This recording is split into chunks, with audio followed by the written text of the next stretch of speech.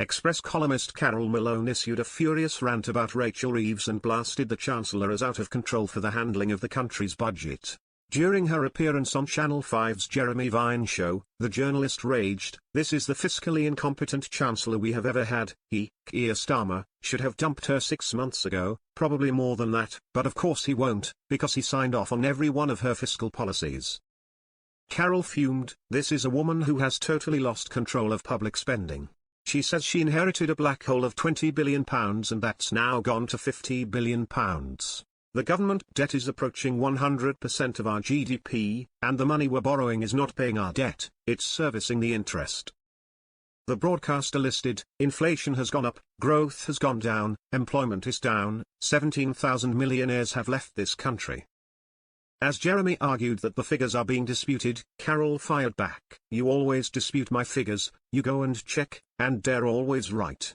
In her tirade, she continued, "The deficit is out of control," as she added, "This woman has completely wrecked it." When questioned if Starmer should have fired Reeves, Carole claimed, "He's got a problem, hasn't he? None in his cabinet has got the wits to be Chancellor, that's his problem.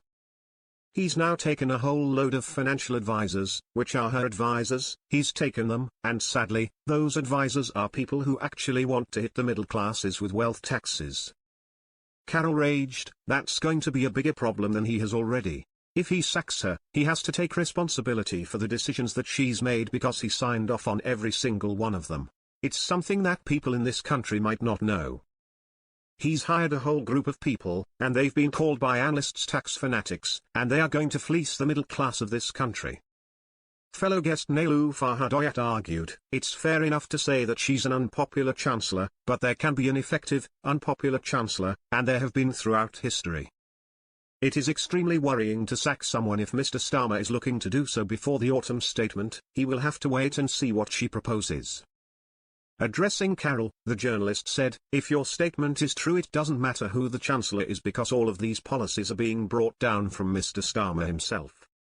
Niloufar added, "No, I do not think it's the right time to sack her. I do not think her policies have been ineffective. In the first quarter, we had the largest growth in the G7 nations. In the second quarter of 2025, we had modest growth of all the G7 nations." Although Carole chimed, "We did not," the journalist continued, "Let me be really clear, on the gilts and on the interest rates that are going up, Germany, France, and the Dutch bonds have gone up as well. So it's becoming more expensive for Europe for multiple reasons." As Carole raged, "Gilt yields are higher now than under Liz Truss.